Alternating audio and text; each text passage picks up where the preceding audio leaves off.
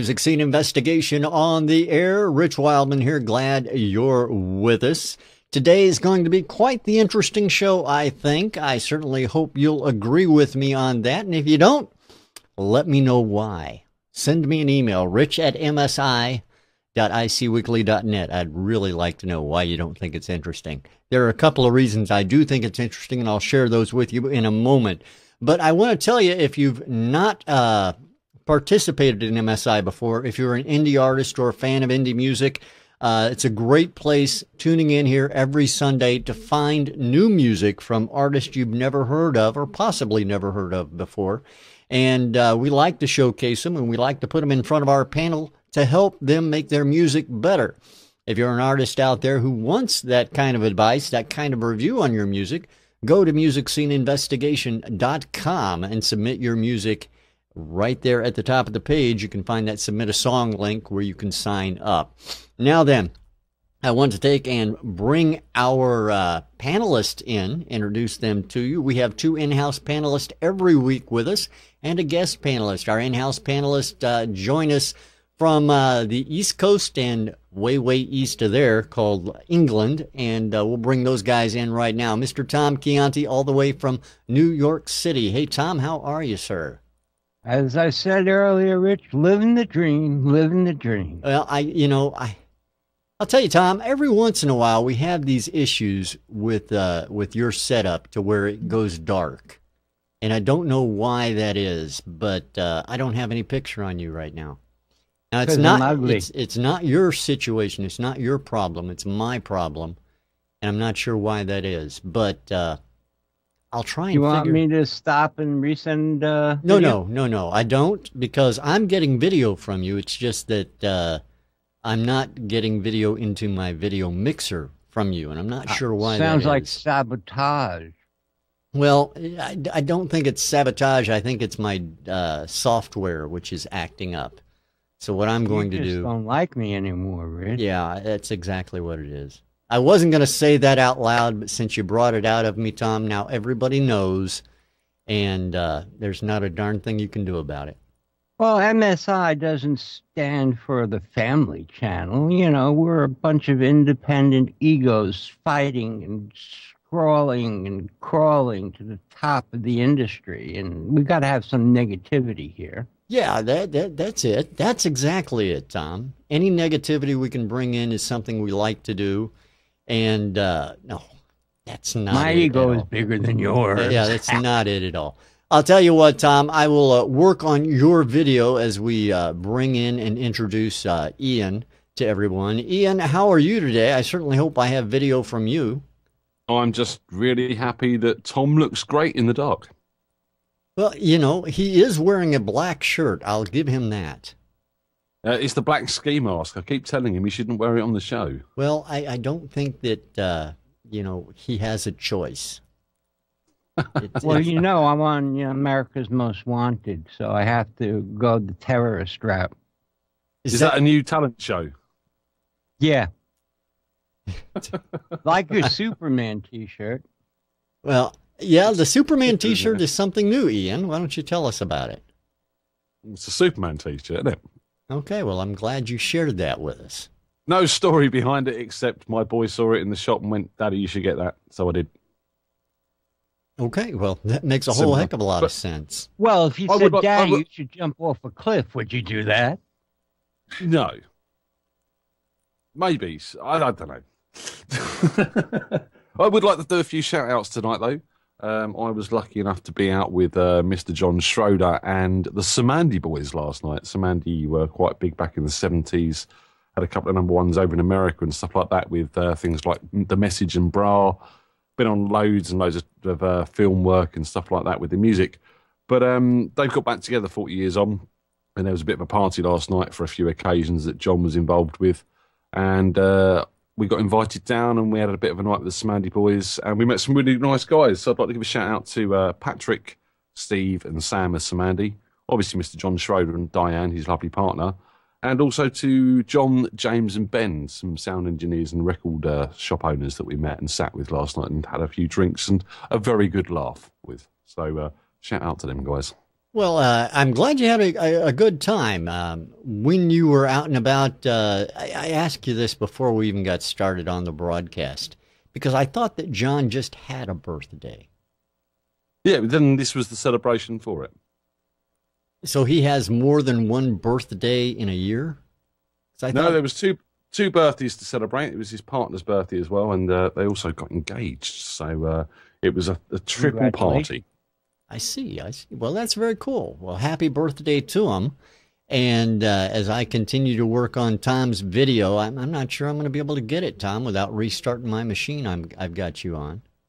Well, I could be the man in the dark, the unknown panelist. What I may do, Tom, just to let you know, is I may, during the first song as we play it, I may go ahead and reboot the machine that you're on to try and bring it back, okay?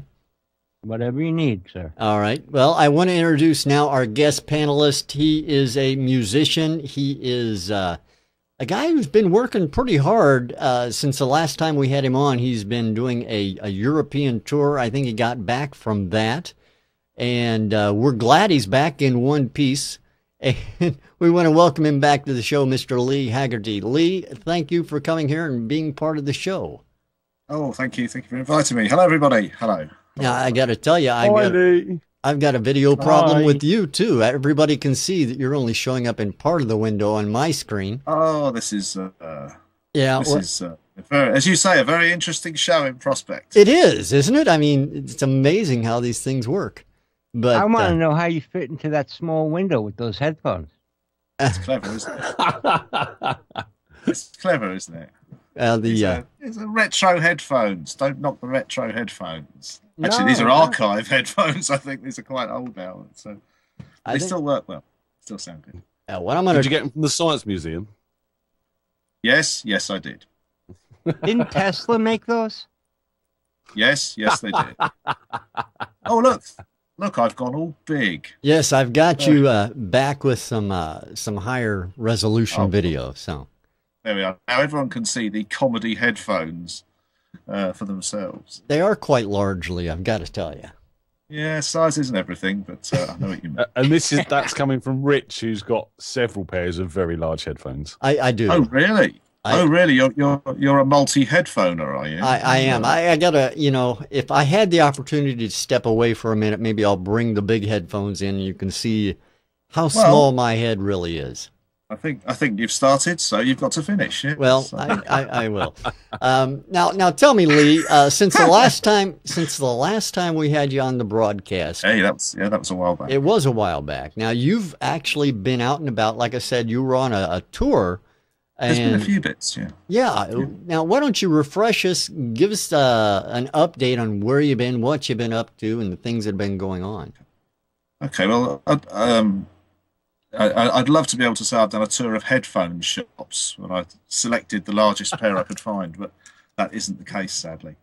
Since we last spoke, I think I was about to do the Proms in Hyde Park with the Blues Brothers show, and that's right.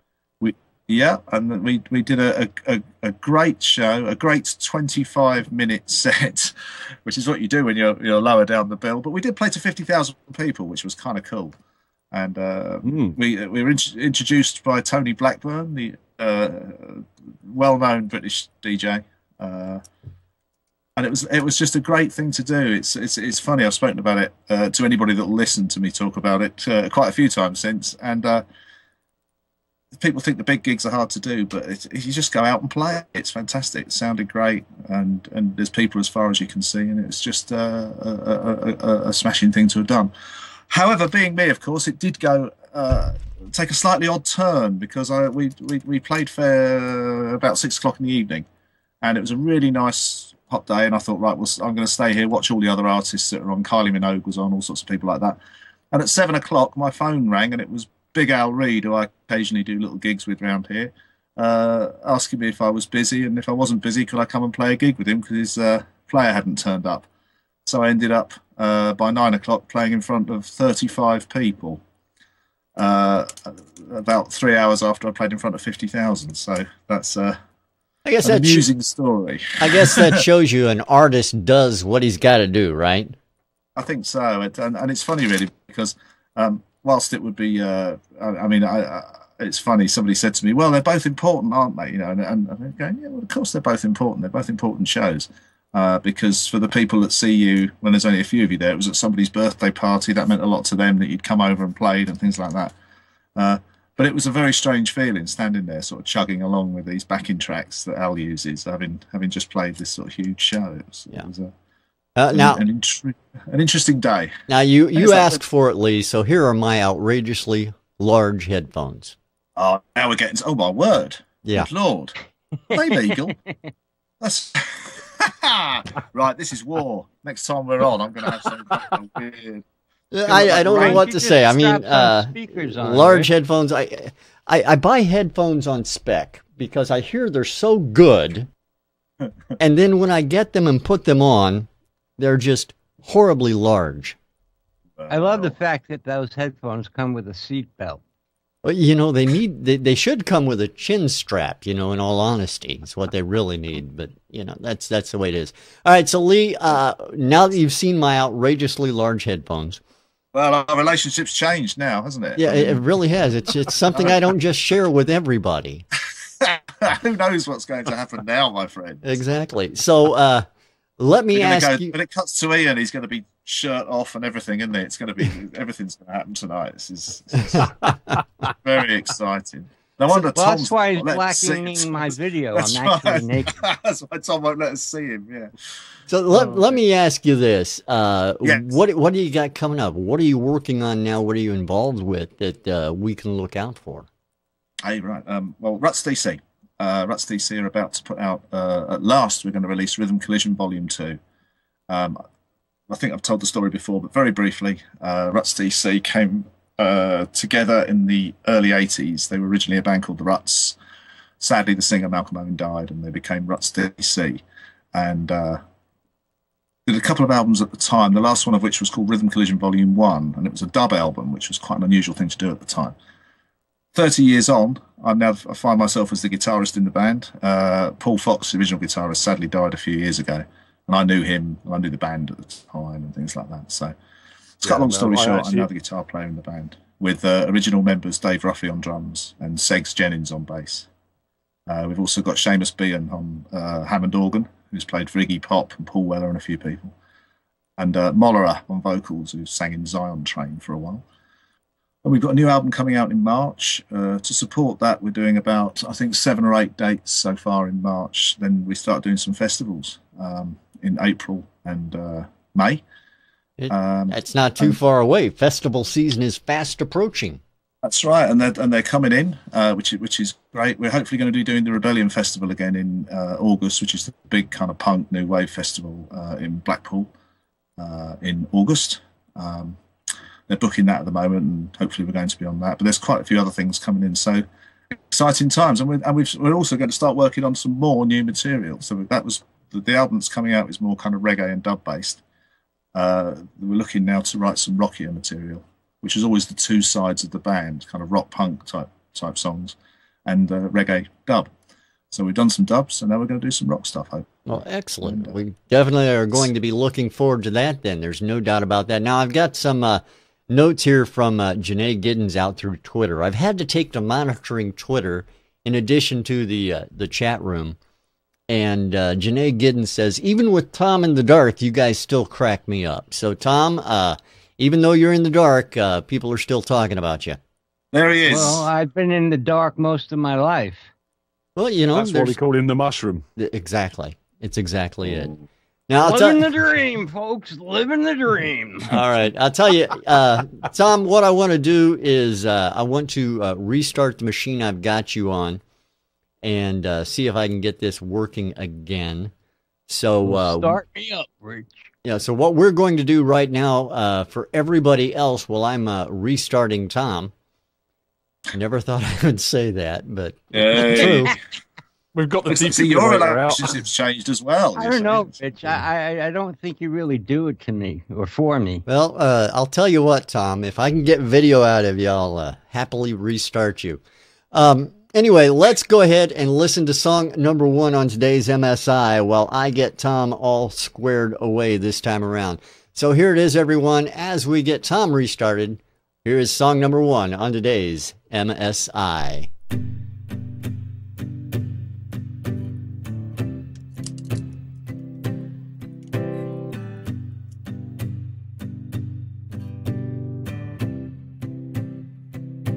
Hey there, mister. Is that writing on your wall? Is it reading flashes of a silver year's fall?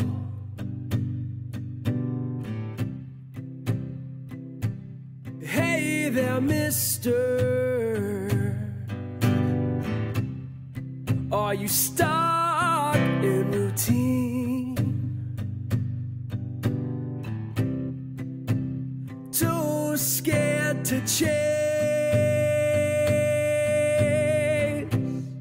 your reflections, dreams.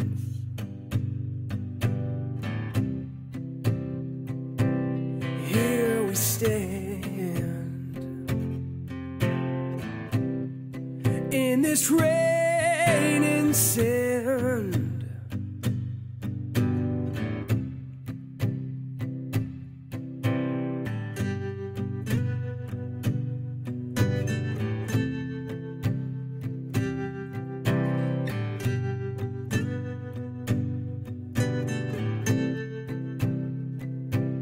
Hey there, mister. How's that suit and tie? Does it show your passion?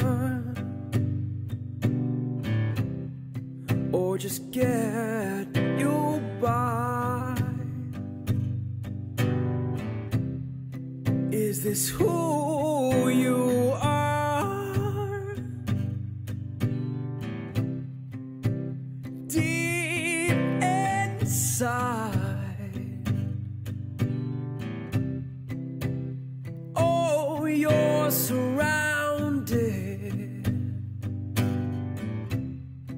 in a world with light.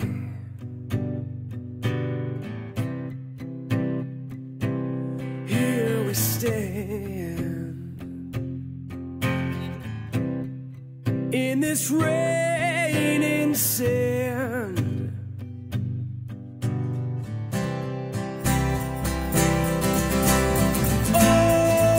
Oh, baby, please, I've fallen to my knees.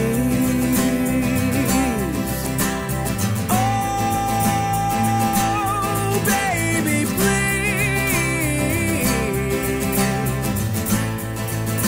I'm falling to my knees in this rain and sand. This rain and sand. This rain and sand. Oh, oh, oh. This rain and sand. This rain and sand. There it is, song number 1 on today's MSI. I want to go over to Ian first, find out what he thought about that particular track. Ian, what do you think? Yeah, I like this. I would have liked to hear that building come in a bit quicker. The whole muted guitar and the vocal thing was very, very good. And it was actually nice to have a chance to sit back, listen to the vocal sound, listen to the acoustic sound, listen to the lyrics, all of which are very, very good. This is very, very well done. But I would like to hear that kick in with the bass and the percussion and that coming in a little bit sooner, just to sort of keep it a bit more interesting. But I mean, you know, this to me, the vocal was well recorded. He's got a great voice. It was very emotive. The little uses of falsetto where he was going up on notes and stuff like that was all very, very well done. guitar playing, the little solo that came in halfway through before the band kicked in, as it were, was all very well done. When the band did kick in, the use of percussion was good, a little bit shrill on some of the sounds. The sort of tambourine sound was a little bit sharp for my liking, and I felt the bass was a little bit muffled. But, I mean, to me, this is Jeff Buckley, Nick Harper, people like that through and through, and I love that kind of music. So this is something I would definitely sort of go out and listen to again, and I think it's been very well done. All right, excellent. I appreciate that, Ian, and thank you for it. Tom Chianti, I know you were listening while I was bringing your video back together. What are your thoughts on track number 1? Well, I agree with Ian about the vocalist being very good. I disagree about the recording. In the beginning, he sounds like he's using the same reverb on the guitar as he is on his vocal, and his vocal sounded a little cannish in the beginning. I think they changed the EQ or something later on in the mix, because then his vocal sort of sounded a little clearer. Too redundant with that chunking acoustic guitar for too long. The build should have come in much sooner, or he should have had a tinkling piano or background vocals. There's just so much more that could be done to make this more interesting. It's a good song. It's a good progression. It's recorded well, but sometimes early on the vocal went in onto the edge of distortion. And I switched headphones back and forth and listening. The guitar in the beginning is a little dark, and then when he goes to the open strums, it's a little brassy. And again, it needs more production. It's just a shame, really, because it's a good song, and he really does have a emotive voice. Very, it's a good performance, excellent. But there's a lot more that needs to be done to this. I would not really. I mean, it sounds like to me, like back in the day, something me and my partner would do in a bar live. When it was just 2 guitars and, no full band. He needs to develop it further and come up with some unique percussion, bring the bass in a little bit early, definitely bring the build in. And he's got a good voice. He should have added some subtle backgrounds. And thanks for getting my video back. Hey, I'm happy to do it, Tom. Thank you very much. T-shirt. Yes, you like my T-shirt? Like your T-shirt. Arr. There you are. There you are. Leigh Heggarty, what do you think about track number 1? Okay. At the risk of just agreeing with the 2 lads, I agree with the 2 lads. That's pretty much everything I've got written down here. Definitely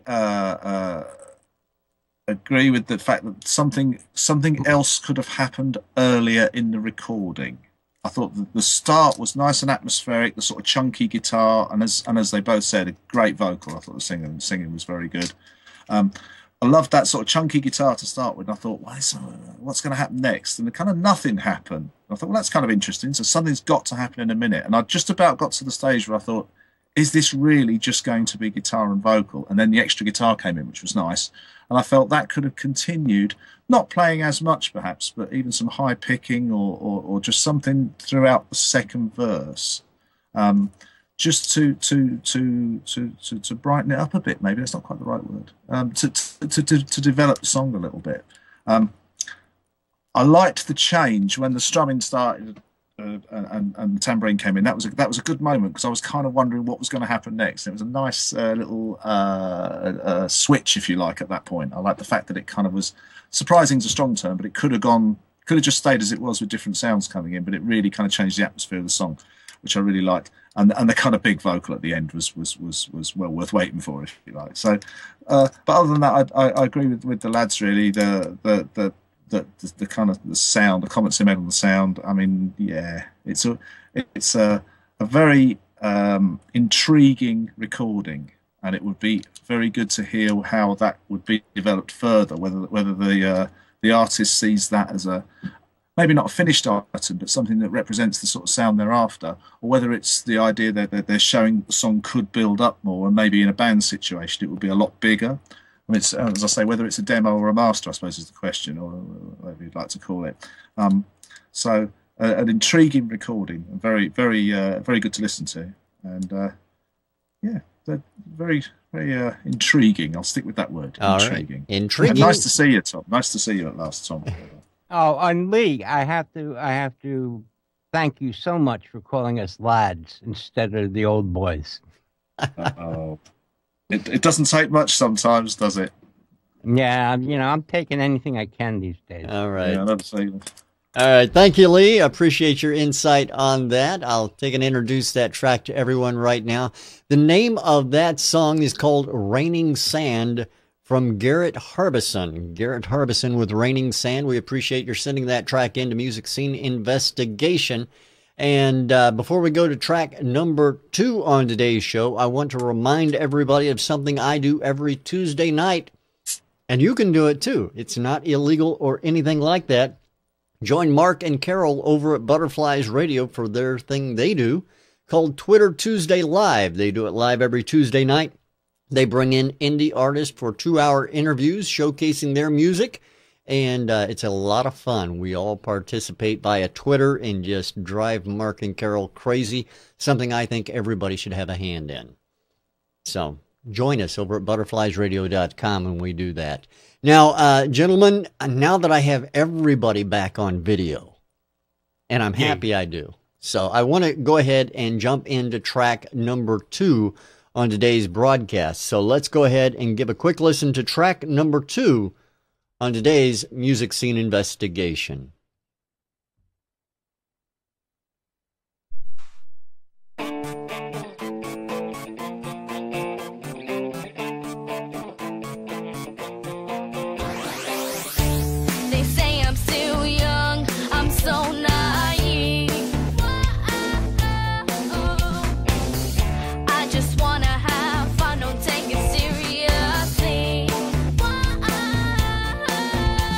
My eyes are open.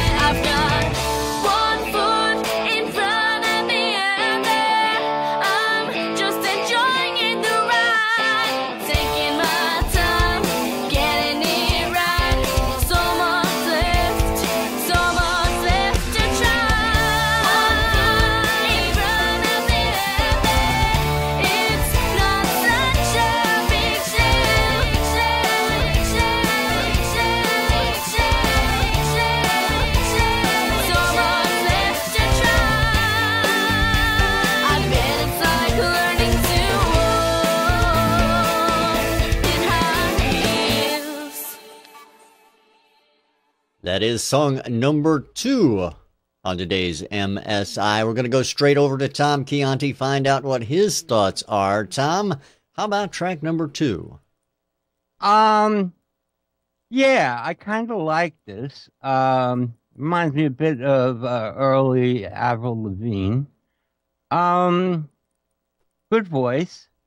Sometimes she goes into a fast vibrato, which bothered me a little bit, but for the most part, she's hitting the notes straight and hard, which is good. The performance is good. I would have liked a larger, clearer mix. There's synths going on and guitars that get buried. I definitely think she sings good. She should have done much more background vocals. That would have really filled it up and made it harder for the guy to mix. But they probably did the best they could with what they had. But it needs further development in a remix, definitely. I like the drops. I just wanted to hear more of the guitars, more space, depth, definition. Did I use enough D words? I think you could probably find another one. The mix was too dense. Tribe. The mix was too dense. There was too much going on, and they just didn't get a handle on everything. But it is a good working demo. It should definitely get some attention. And it's a marketable performance. All right. I appreciate it, Tom. Thank you. And now we go over to Leigh, find out what he thought. Leigh, track number 2. Yep. Go ahead, Tom. Yeah, I saw it in the chat, and it just reminded me. The auto-tune bothered me. Okay. Why?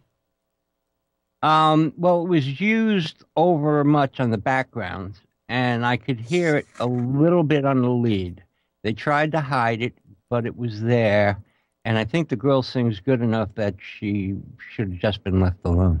All right. I appreciate that, Tom. And Leigh, prior to the interruption, you were going to say. I was going to say I thought there was a bit too much auto-tune being used on vocal. I was kind of going to say that. Overall, I thought this was great, actually. I mean, I've always got a soft spot for a pop song, and I thought it was a really good pop song, or the basis of a really good pop song. But I was actually just as I thought. Well, I'll just come in with the first quote of my bit, which was I felt the effects and the auto tune were just overused. Really, I liked it when it first came in right at the start. I thought that's quite interesting. I hope they don't do that every time, and they kind of did, pretty much every time, according to my semi-legible notes. And I thought, as Tom's just said, she's got a good enough voice to not need that. I thought she had a great kind of pop vocal on that. I thought it was really, really easy to listen to, and I don't mean that in an easy listening way. I thought it actually sat really well. It was a good sounding vocal. The only thing I thought, listening by the third chorus, if you like, I thought there should have been a different voice joining her. It sounded like she'd done all the backing vocals. She may not have, but it sounded like she'd done all the backing vocals, and I felt it needed a different voice, or maybe two, to develop the sound a little bit. So that was my only real sort of other thought on the vocal side of things. Yes, it's a D word, dense mix. I was kind of holding the headphones on almost to hear exactly what was in it, and it was quite hard to pick things out. Sometimes that can be quite effective, but I felt it was coming back to the pop angle. It didn't need that kind of block of sound, if you like. The most effective parts, therefore, were when things dropped out. After the second chorus, everything kind of fell out of the mix, and I really liked that. Before the third chorus, they did a similar type of thing, but different instruments were left, and I liked that sound a lot. I liked the way they developed that. Did it need a middle eight, or a more defined middle eight? That was my only other thought, really. The middle eight was kind of very similar to the end of the verse as it led into the vocal, into the chorus. Maybe I felt something else could have happened in there, maybe even a rhythm change or something like that. Perhaps, I don't know. It made it a little bit samey by the end. But I say again, I thought it was a great pop song. I think that as Tom said, marketable. I never thought I'd hear myself say that word, but it sounded to me like the sort of thing that could come out of a car radio tomorrow. You know, so it sounded great. So I enjoyed that. I really did. All right, I appreciate it, Leigh. Thank you. And Mr. Ian Husbands. Ian, track number 2, did it blow the wind up your skirt too? Well, I wouldn't say it blew the wind up my skirt because I'm not actually wearing a skirt at the moment, which is a good thing. But yeah, I mean, Yes. lots of buzzwords there from the guys. I agree with poppy, punky, Avril Lavigne type track. That I wouldn't say the mix was dense as such. I'd say it was very unbalanced. It seemed to sort of be good in places and not so good in others. For example, I found the vocals dropping out on the bridge into that chorus. Where they're just starting to get lost. I mean, generally, yeah, there was a good start of a punky, poppy pop song here. And it has got some commerciality. But again, auto-tune, I really didn't like that. That put me off. And obviously that was one of the first things we heard when the vocals came in, was them sort of all really heavily auto-tuned backing vocals. And they didn't need it. The girl's voice is good. The delivery is strong. And, you know, I think these days we've all been conditioned to try and accept that auto-tune sound. So people are now overusing it because we've come to sort of think it's part of modern-day pop music and everything should have it on it. It shouldn't. You know, come back to the voice. The voice is what it's all about from my point of view. And this girl's obviously got a good voice. All right. So I found the drums in the mix were overpowering. I found the bass lacked clarity across the board. And as you know, as the guys were saying, I just felt it was unbalanced, synths coming in here and there, which were overpowering in places, and it just wasn't working. There was some good dynamics going on from an arrangement and instrumentation point of view. But as Leigh was saying, not from a musical point of view, it didn't seem to change much. And I found that push into the chorus from that bridge not what I was hoping for. Sort of stayed on that more laid-back feel when I wanted to ramp the song up a notch and start to move that song and pump it and push it and start to sort of fly, as it were, rather than just staying on that same level. So it did get a little bit samey as the song went on. Lyrically, it was quite good, catchy. There is definitely a very good start of a pop song here, but it does need a remix, and I think that chorus needs a rethink. All right, Ian, I appreciate that. Thank you very much. The name of that track is called High Heels by Athena Creese. Athena Creese and High Heels, we appreciate their sending that song in to us. A little bit of background information on Athena, something I found out. She's 11 years old, guys. Thought I'd throw that out there for what it's worth. She's got a great start. Yeah, totally. Yeah, that's extraordinary. All right, now let's go ahead and take a listen to our third track of the day. Track number 3 on today's MSI. Certainly hope everybody enjoys it. Here it is.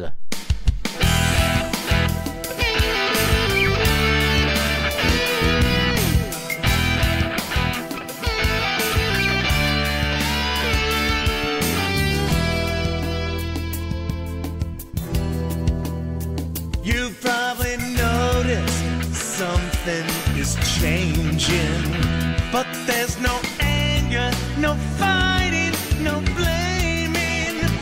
You wonder if she suspects you've been playing. It's not her words, it's more what she's not saying. I am your friend, and I'll say it out loud. She's a great woman, better do something now before that it ends. Get a look in her eyes before she sees through you and sees how you lie. If you wanna change your mind,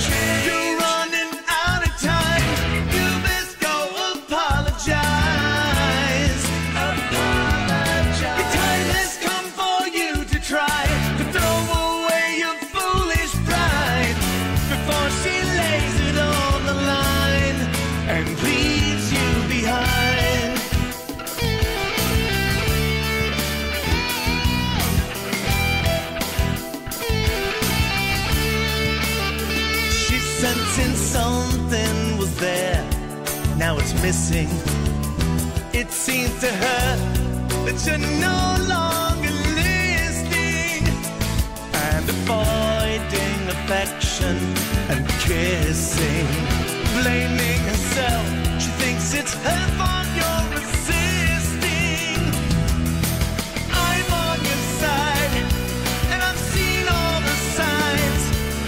You say you don't need her, but you know that's a lie. You think that you're tough, that's a hard way to learn. 'Cause once she is gone, she will never return. If you wanna change your mind, you're running out of time. You best go apologize. Apologize. The time has come for you to try to throw away your foolish pride before she lays it on the line and leaves you behind.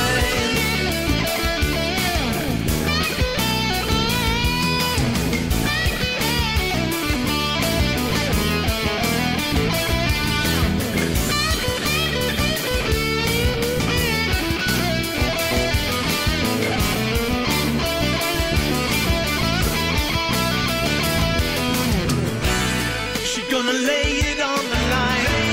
She gonna leave you behind. She gonna lay it on the line. She gonna lay it on the line. She gonna leave you behind. She gonna lay it on the line.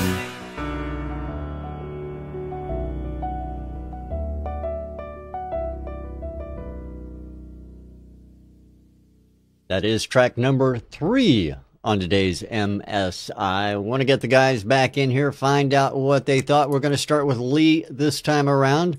Leigh, track number 3, what do you think? Right. Let's start at the end. I really liked that bit where it went down to the keyboards, and I was hoping something else was going to happen. I kind of, although the song was long enough, I thought it was going to go into another section, or maybe even build the chorus up again from it. I thought that was probably could have been a very interesting moment in the song. But it finished on it, which I suppose in itself was kind of cool. It was a nice idea. But that was let's say, comment on the ending first. It's a good moment. Guitar-wise at the start, those kind of treated sounds where you can really hear the plectruming. I could never decide whether I liked them or not, but it actually didn't worry me too much in this one. And I like the kind of guitar hook line which reappeared from the start. It kind of came back in after the chorus, which I quite liked. What else have I got here? Let's have a look. The stops in the chorus were quite nice. Big use of the word apologise. That was definitely used there. Well, not quite overused, but I like the way they kind of stretch the word out there. One of the things that's interesting is we don't get, as I'm sure everyone realises, we don't get the titles of the songs here. And I was trying to kind of work out what the title of the song might have been. And after they'd said "lay it on the line" about 8 times in the middle section, I'm kind of assuming it was that. I agree with that. That was slightly overcooked for me. And the words generally, the first thing I thought was they were a bit preachy, and obviously telling somebody something or whatever it might be, whether it's true or not, it doesn't really matter. It was very kind of like, you should do this now. But they actually they sounded quite honest by the end. I was sort of listening to it and sort of following the story a little bit, which sort of pulled me into it. So that was a nice thing to discover, if you like, in the song. Voice vocal was okay, I think. Good. I'm not a very good singer, so I shouldn't criticise people's singing, and I'm not going to. I like the kind of double track bit was nice. Yes, lots going on in that one, but I can't quite decide whether there's any real end result to it, if you know what I mean. So I shall keep thinking about that one. All right. Well, I appreciate that, Leigh. Thank you. Ian, what do you think of track number 3? Do you know what? I'm kind of with Leigh. Everything was working here in many ways. The guitar sounds great. I thought the drums had a bit too much top end on the sound. They were a little bit shrill in places. The bass sound was good. The vocals seemed well recorded, but what I didn't like with the vocals was that sort of really bright reverb and that sort of deep delay they had on there. It just seemed to sort of remove the vocal a little bit from the rest of the song. I wanted them to be drier. and more vocal layering. There was some good ideas for backing vocals and bits and pieces on the question and answer parts, but it just sounded like the sort of same guy repeating the line. You know, I want to hear vocal layering. I want to hear them more as backing vocals, set back a bit deeper and a bit wider. As I said, the vocals seem to have a lot of space in the mix. The rest of the instrumentation seemed to be quite on top of each other. So more space in the instruments to sort of support that vocal a bit more. Again, that might pull it back into the mix a little bit more because the vocal did seem to sit out of that mix. Don't get me wrong, I thought the vocal was quite good. Lyrically was quite strong. Again, as Leigh said, it's sort of you started to follow the story as the song went on. And I thought, you know, some of the guitar work was really nice as well. It had a sort of almost a Santana edge to it. I've got a feeling I know who this is, or certainly on the vocals. But I'll save that and check that one out later for myself. I mean, overall, there's a song here. There's some nice arrangement. Again, the stops on the choruses, clearly defined parts. You know, there was a chorus, there was a bridge, there was a verse, there was a middle eight, and you could identify them. They all fitted together very, very well. But I'm kind of thought, yeah, it's a song. I've heard it. I've not really aspired to tune into that again. It's very well done for what it is, but it just wasn't floating my boat, as it were. All right. I appreciate that, Ian. And Tom, your thoughts on track number 3? No wind up the skirts here. You remind me a bit of Journey Foreigner type of thing. Unfortunately, it reminded me of Journey Foreigner songs that I don't like to listen to. It was a little thin, 80s mix-ish. There were some frequencies that were definitely lacking. It was too bright. The vocals were on the thin side.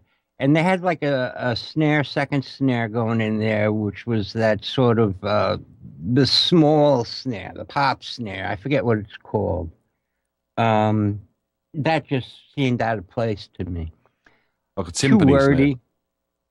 Maybe, yeah.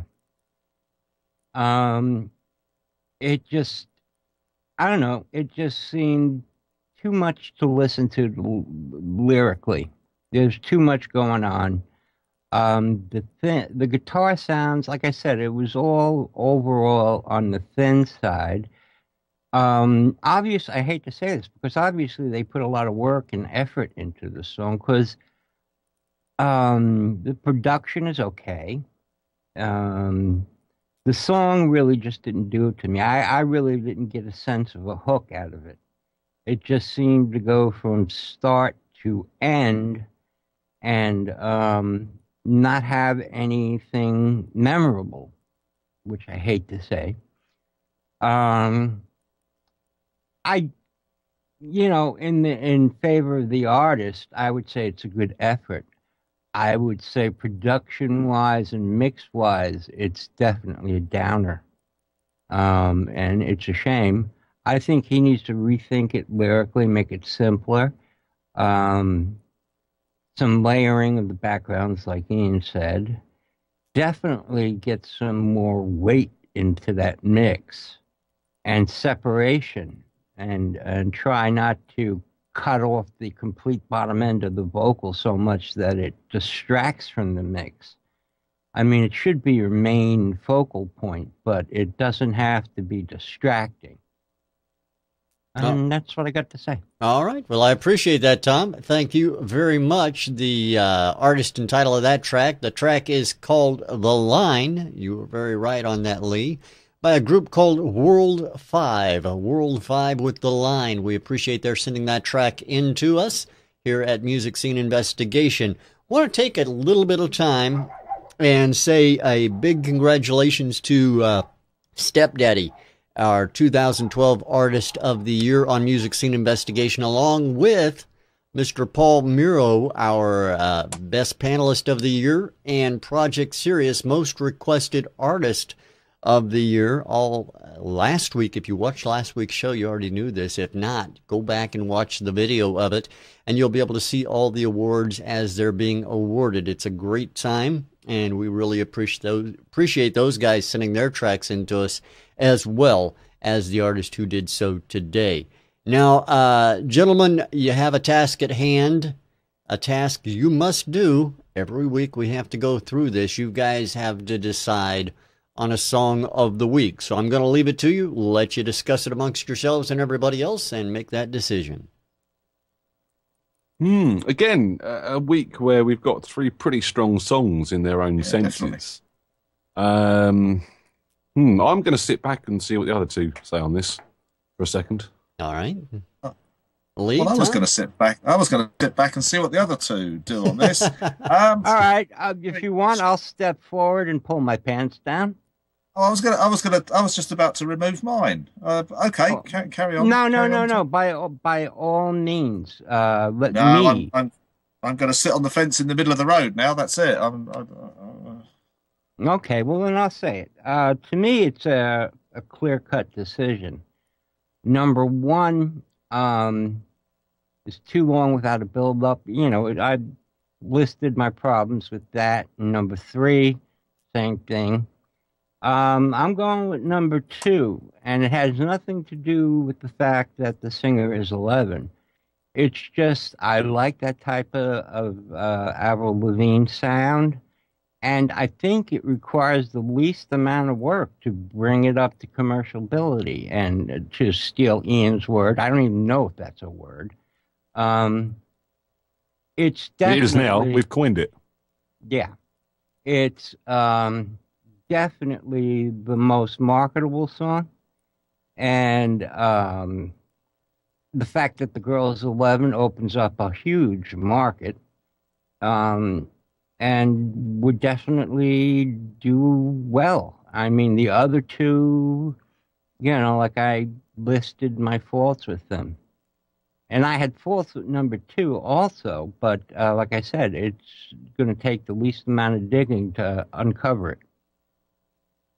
All right. See, that's where I'm going to disagree. I'm, looking at this and I'm looking back at my notes and what I've written. I mean, as much boys, as play nicely, boys. As much as number two is, there is commercial viability there. The chorus isn't as strong as it could be for that purpose. And as much as she's 11 and got a huge future in front of her, if she's going to carry on like this, I think that auto tune really put me off. And there's a lot of mixed issues with that. So I'm actually going to go back to number one. The guy's voice was fantastic. The songwriting was good. The lyrics were strong. As much as it could have built earlier, I am a big fan of acoustic music, and this really did work for me. So I'm going for number one. All right. Leigh? Well, whilst it's now tempting to go for number three, just because it might be funny, for me, it's between one and two. I didn't dislike three by any means, but I felt it was the of the three, that was the slightly weaker recording, and that's not an indictment of that. It's the fact that I think that the first two were very, very good in different ways, and they all had a lot to say. As a kind of wanting to think about the song and how the song could develop, I'd have to go for number one. As someone who still has, as I said, a very big soft spot for a bit of very straightforward pop music, I'd have to go for number two. I could choose either of them, really, and I'm going to incur the wrath of Ian by choosing number two. All right. Number two it is. That is High Heels by Athena, Creese, our song of the week. I appreciate you guys doing your duty here today, but our audience's duty is not done yet. If you have a thought or two on this, we'd like to hear about it. Go to our Be a Witness page. Let us know what you think about the three songs that you heard today. If you're listening over on MusicSceneInvestigation.com, you can go just to the right-hand side where you're watching the video and click on that Be a Witness button. If you're not, head over to MusicSceneInvestigation.com, find that Be a Witness button, and click on it. That's where you'll find a link to the questions we ask about the songs you've heard today, and we'd love to hear from you and what you have to say about them. Now then, I'm going to toss it over to Ian because he always interrupts me if I don't, to ask him who's up next week as our guest panelist on MSI. It's a huge secret. No, it's not. Here it is. No, it's not. Here it is. Go ahead and Just tell. haven't booked anybody. He hasn't looked, is what the problem is. No, Yeah, no, it's no. grand. We actually have a vacant gap at the moment, which I'm trying to fill. So it's a huge secret. So it's me again, isn't it? There you go. It could be. I wouldn't mind that. So Hey, easy one- sometimes. Well, Leigh, I do want to thank you for being with us this week, and if you're here next week, I'll thank you ahead of time as well. So, So if I'm here next week, I might be a bit surprised, I think, by what's just been said. But it's been a real pleasure. It's always good fun. And I've got to say again, 3 great songs. There was some brilliant stuff happening there. yeah, I think that over the time we've been doing this show, we've seen the quality of the music just keep increasing and increasing. I say that now because we had 3 great songs to listen to, but I think that that's been a trend as we've come along with the broadcasts, and I think the guys will agree with me on that. A lot of great artists out there are actually putting some great stuff out. Yeah, well, I think they know we ain't kidding. That's true as well. Yeah. I'm just looking at our very early witness statement results, and it's a mixed bag so far. I would imagine it's going to be as well. So thanks, everybody, for being here. We appreciate it. Hope to see you again next week. And until then, make sure you head to Music Scene Investigation, where you can hear our Artist of the Year. You can play back this broadcast as soon as we get it all up there. In fact, you can listen to virtually any broadcast we've done over the last year or so, and we'd be happy to have you do it. And don't forget, if you're a fan of great music, indie music, this is the place to find it first, right here on Music Scene Investigation. Thanks for being with us. We'll talk to you again next time, right here on MSI. Bye.